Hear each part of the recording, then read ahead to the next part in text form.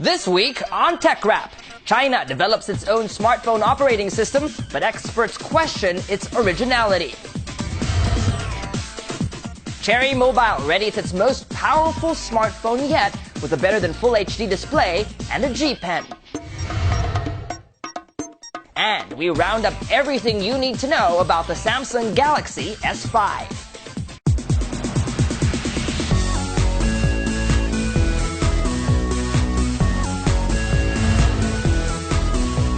Hi, I'm Michael Josh, and this is TechRap, your weekly source for tech news, gadget reviews, app recommendations, and social media tips.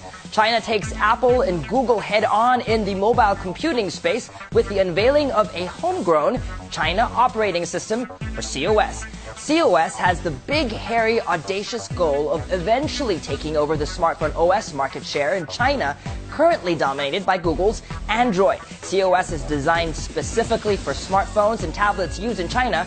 It supports Java and HTML5 applications. An article posted on the Chinese Academy of Sciences website says the main advantage of the domestically developed OS is its seamless integration with commonly used Chinese web services like Sina Weibo and Baidu. But just days after the release, COS is already being called a copycat because of its stunning likeness to Android. With details like length and cost of development undisclosed, even members of Chinese media are doubting the operating system's originality. Philippine-based smartphone manufacturer Cherry Mobile will launch a new high-end smartphone in February. The yet-to-be-named phone will feature a display higher than Full HD and could be included in Cherry Mobile's premium Cosmos line. The new phone will be unveiled at Cherry Mobile's We Are on Fire event on February 4. A teaser on Cherry Mobile's Facebook page shows off a new smartphone with a stylus called the G Pen. The stylus smartphone combo is reminiscent of Samsung's Galaxy Note 3 phablet. Cherry Mobile reps tell TechRap it's a premium phone. We're trying to exceed both the Cosmos and Omega series. Imagine seeing the world through a different lens. Technology brought closer to your senses more than ever before, but at the same time, out of the way like it's barely there. That is the challenge and the marvel that is Google Glass. Perhaps one of the most groundbreaking wearable computers to date, Google Glass is the future of computing. But the road hasn't been easy for early adopters. While smartphones can take photos and video, Google Glass can do it inconspicuously. With no LED light to indicate whether or not a user is capturing a video, privacy buffs are up in arms about the prospect of someone secretly taking photos or video of them. In November 2013, Seattle native Nick Starr was barred from entering a local restaurant after refusing to take off his glass. The Google Glass at a restaurant has its benefits, aside from the usual food photo. Mashable's Pete Pachal tells TechRap he frequently uses glass at restaurants to identify items on the menu. And it's just one of those things where it's like, oh, this casual access to information, and I can, ask for it verbally without, needing to fumble through a keyboard. I mean, it's great.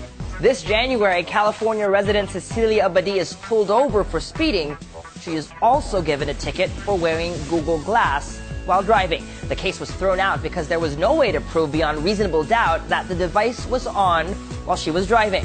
I don't have to take them away for driving because the law is very clear that I might not be messing with them all the time. That would be dangerous, but I can have them. I can wear them. It's okay. So I feel very comfortable now. I feel actually, and I love that the justice was made. The law was really respected. The current law allows me to drive with glass, and that's a good thing. Last week, a theater patron in Ohio was detained and questioned by U.S. Homeland Security agents, accusing him of illegally recording the movie he was watching. After a couple of hours, they found no video recordings on him and let him go.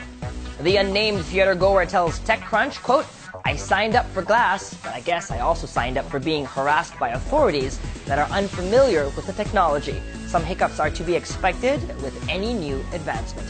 Google has already taken steps to promote responsible use of glass. The company bans the development of facial recognition apps and requires users to touch the device or give a voice command before shooting a photo or video. As they say, technology comes at a price. But at what price? read the full story and join the ongoing discussion on rappler.com/technology. You can click on this icon to get there.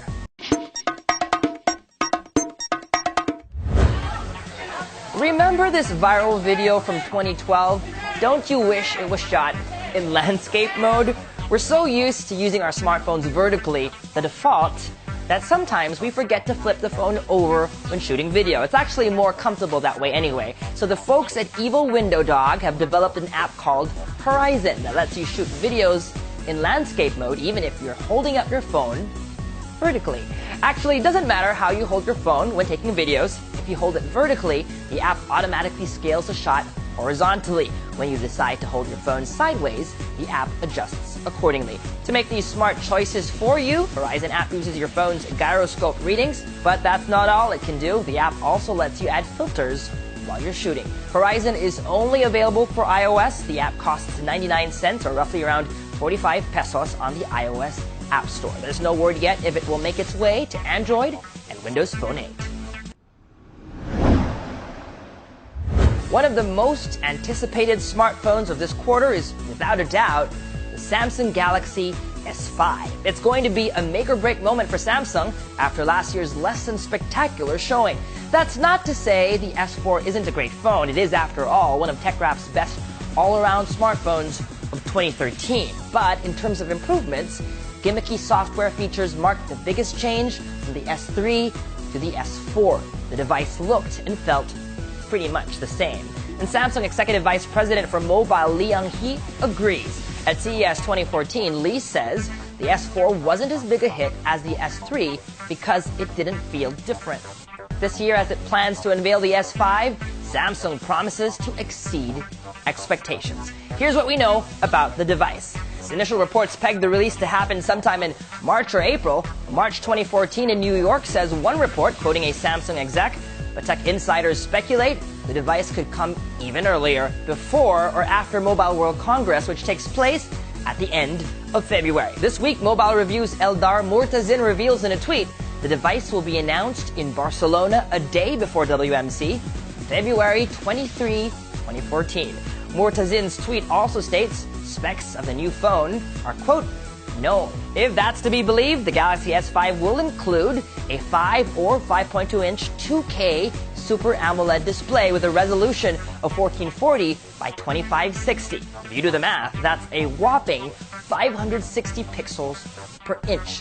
The phone will sport either a 16 or 20 megapixel rear camera that can shoot 4K video, possibly with a larger image sensor, and will come with one of two processors, either an Exynos 6 or a Snapdragon 805 processor for the LTE variant. Rounding up the spec sheet, 3 or 4 gigabytes of RAM and a 2,900 or 3,000 milliampere battery. Samsung says it has looked into eye scanners, but doesn't guarantee it will ever find its way onto one of their smartphones.